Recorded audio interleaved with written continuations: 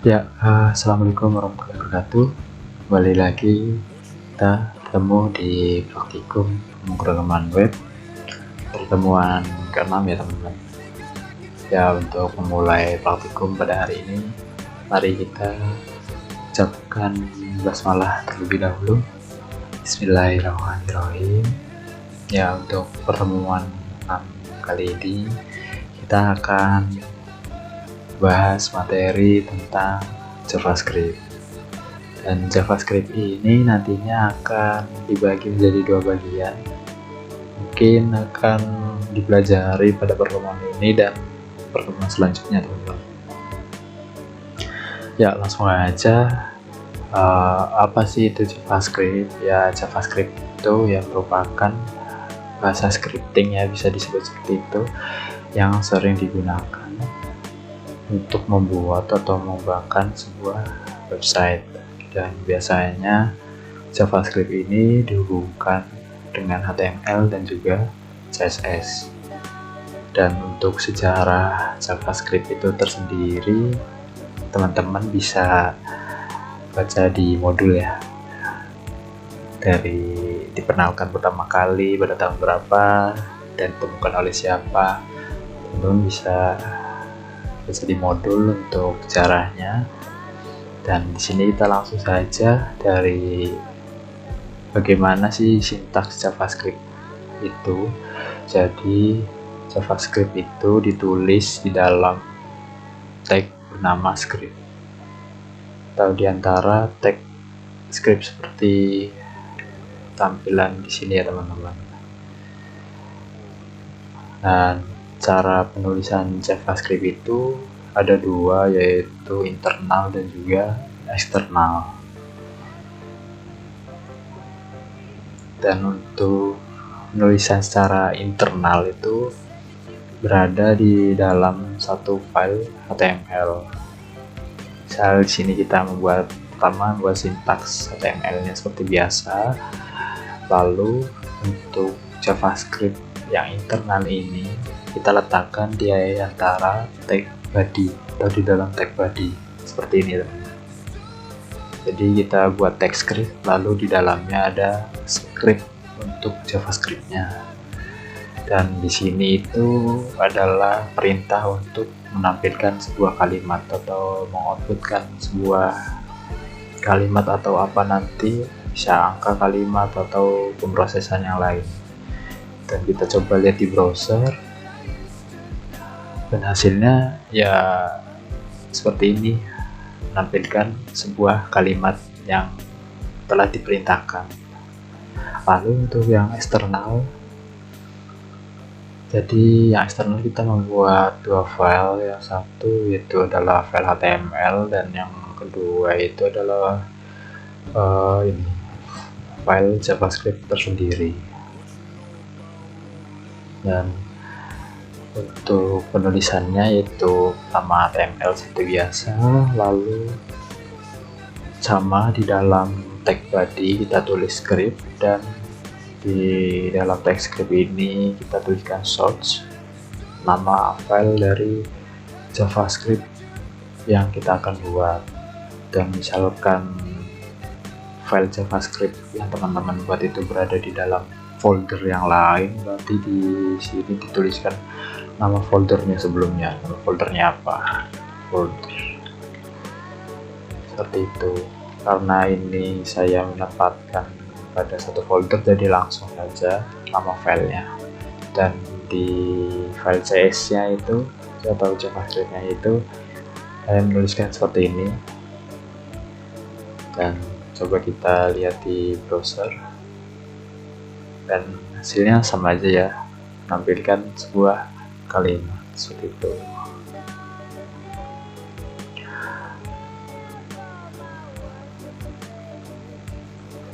Lalu untuk JavaScript di sini juga terdapat variabel teman-teman. Jadi untuk variabelnya itu nanti ada aturan penamaannya, yaitu bisa diawali dengan karakter, huruf atau garis bawah, tidak boleh menggunakan spasi, terus menggunakan huruf kapital, kecil, bisa menggunakan huruf kapital, bisa menggunakan huruf kecil, tapi ini juga bisa berpengaruh ya, kapital dan tidaknya untuk penamaan sebuah variabel. Dan tidak boleh menggunakan kata-kata yang merupakan perintah dalam JavaScript. Mungkin di sini teman-teman masih belum tahu variabelnya itu yang mana sih. Misal kalau di sini itu tadi ini adalah nama variabelnya. Untuk var-nya ini itu adalah tipe datanya. Jadi di dalam JavaScript untuk tipe datanya biasanya itu kalau sekarang itu kita pakai var terlebih dahulu ya. Dan ini tipe data, lalu ada nama dari variabelnya. Kalau di sini kan namanya x, kalau ini cuma y, lalu ini ada sum atau sum itu. Dan ini untuk pendeklarasian sebuah variabel, seperti ya sama seperti misal kalian membuat sebuah variabel dan atau assignment di bahasa C++ seperti itu lebih.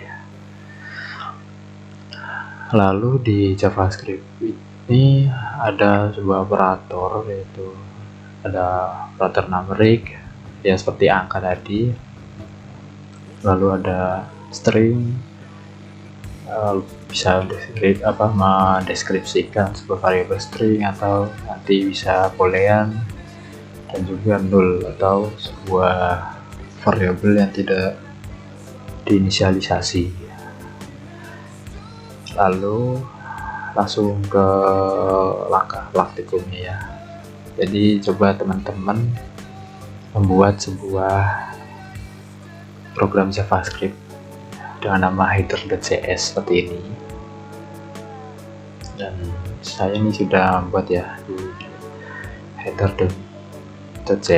Lalu untuk HTML-nya itu ini. Jadi kita di file HTML latihan 6a ini kita sambungkan ke JavaScript yang bernama header.js, dan kita pindah ya ini header.js. Jadi di sini nanti outputnya kan seperti ini, dan ini contoh menggunakan JavaScript yang diambil dari file lain, karena di sini menggunakan eksternal dari penulisan JavaScript-nya. Dan di sini saya akan jelaskan bahwa penulisan dari JavaScript ini dalam menampilkan sebuah output yang kita inginkan.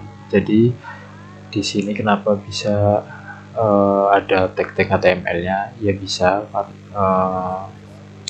JavaScript ini bisa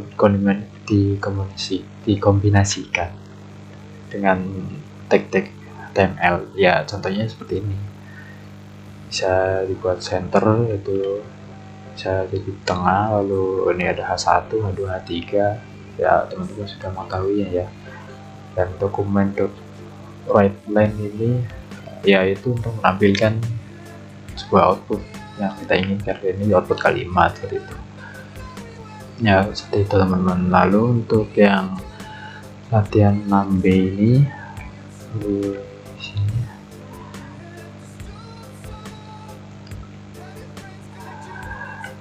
pada latihan 6b ini adalah aritmatika dari JavaScript ya teman-teman. Nah, di sini kita mendeklarasikan sebuah variabel bernama A, B, C, D, dan lalu ada variabel E yaitu A tambah B. Ketika kita ketika kita mengoutputkan A tambah B, lalu A tambah B itu ditampung dalam variabel E, maka nanti hasilnya ya penjumlahan dari variabel A tambah B.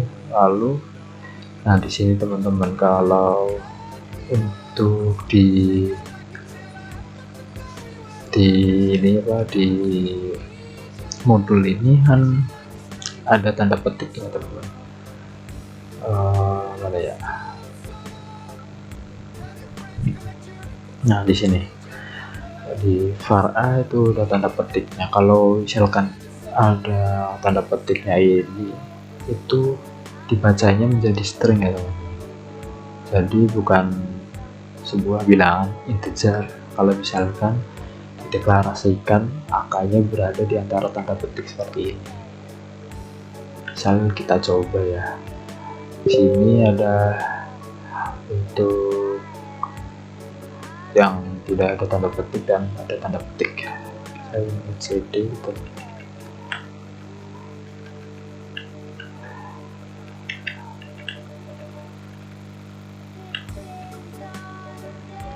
Dan di sini kita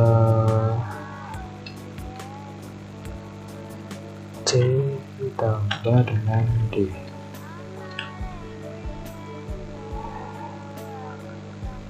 Ini kita outputkan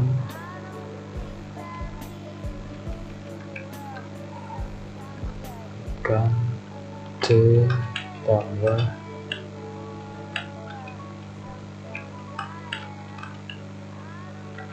D.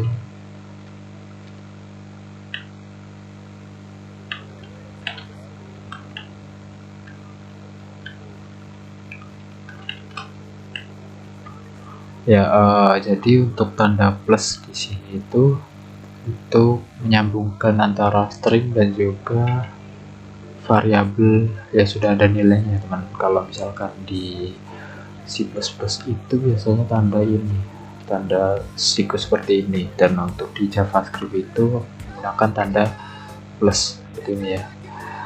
Jadi, dan ini kan misal kita ada yang tanda petiknya juga tidak, misalkan kita save,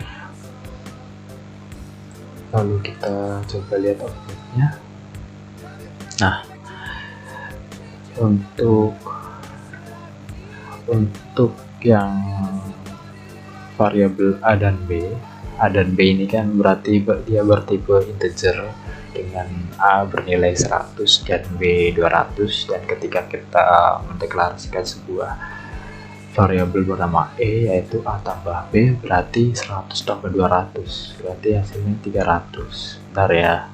Dan untuk yang CD ini kita akan mendeklarasikan sebuah inisialisasi baru dari E yaitu C tambah D, sedangkan C dan D ini berada nilainya itu 300 nya itu berada di dalam tanda petik, berarti ini dibacanya itu seperti string, dan hasilnya ya C tambah HD itu harusnya kan kalau misalkan integer akan hasilnya 700, karena dia terbaca sebagai string maka hasilnya jadi seperti ini 300 400. Jadi kayak penggabungan, misalkan di sini kata aku, ini kamu, berarti ini C tambah D berarti ini aku kamu, seperti itu.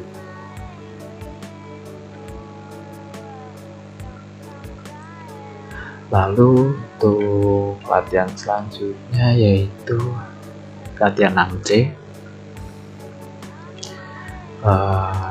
Langsung di sini aja ya teman. Untuk latihan 6C di sini ada sintaks baru mungkin teman. Jadi di sini ini apa namanya, kita membuat sebuah form dan kita memberi nama dari tag form itu fform. Jadi nanti untuk penggunaan form ini, penggunaan name juga berpengaruh dalam JavaScript ya teman-teman. Misal di sini kita ingin menginputkan sebuah dua bilangan, yaitu ada bilangan pertama, lalu kita kasih kolom input dengan type-nya teks dan namanya bilangan 1, lalu bilangan kedua juga inputnya teks, lalu bilangan kedua. Nah, di sini ada input button atau tombol button dengan tulisan jumlahkan, berarti jumlahkan antara bilangan pertama dan bilangan kedua. Lalu ada juga button untuk reset, untuk menghapuskan semua bilangan yang telah diinputkan. Dan di sini ada on click, jadi ketika kita mengklik sebuah ini value jumlahkan nanti seperti ini, kita hayatkan. Nah, ketika kita klik jumlahkan ini, maka akan memproses JavaScript yang sudah kita tulis di sini, function jumlah. Jadi jumlah ini adalah sebuah function di dalam JavaScript.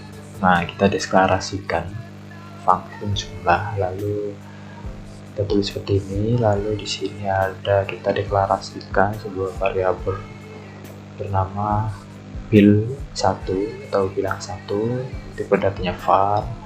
Lalu sini ada parser float.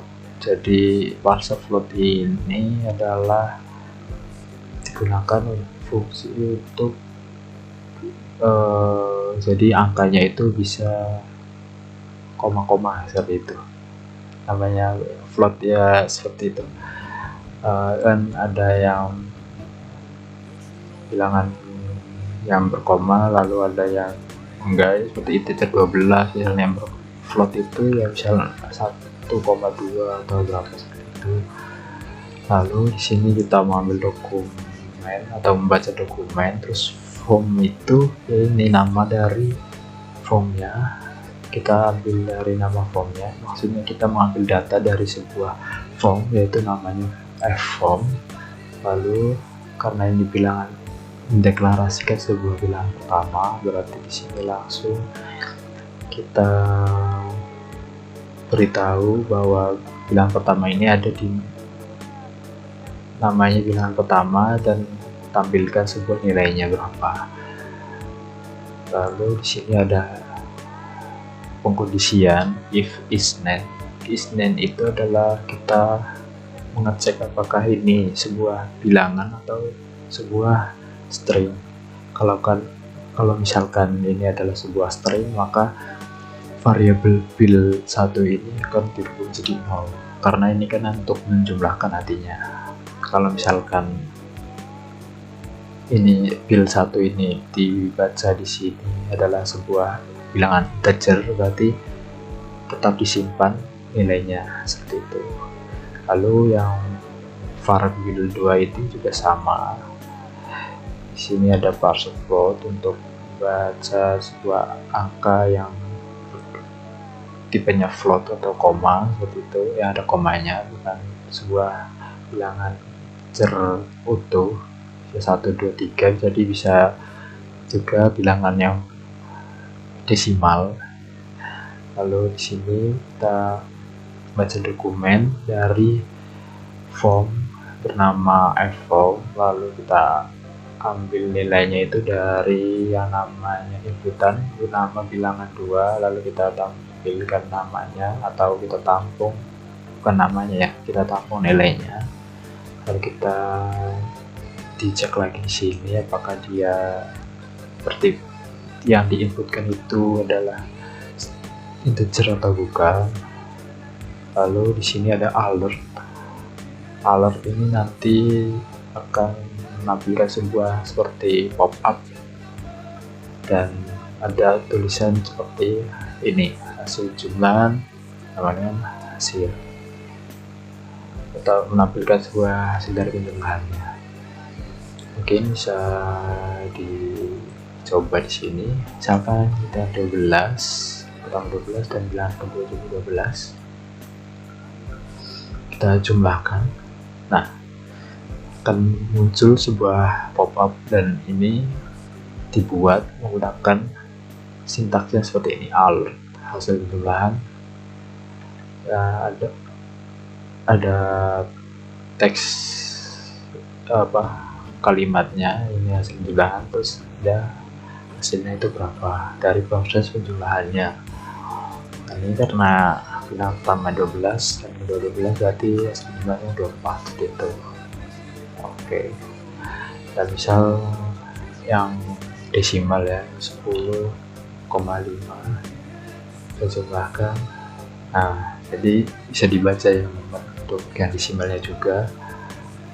Dan ulang ini adalah untuk menghapus inputan yang sudah kita inputkan. Misalkan mau ganti angka atau apa, akan mereset. Di sini juga typo-nya juga reset.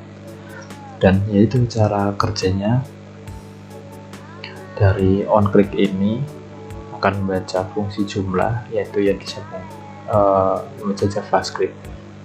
Dan di sini ada fungsi jumlah. Jadi di sini proses penjumlahannya itu ditampung di dalam function bernama jumlah, dan jumlahnya ini lalu diberitahu di onClick pada button menjumlahkan untuk diproses. Lalu untuk bilangan yang kedua bilangannya telah diberikan untuk diproses seperti itu.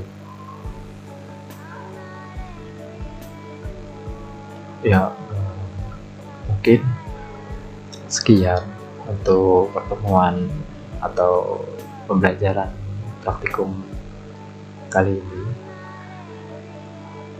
Apabila saya ada kurang lebihnya, saya mohon maaf. Terima kasih teman-teman. Untuk post-testnya nanti akan disampaikan di Classroom. Sekian dari saya. Wassalamualaikum warahmatullahi wabarakatuh.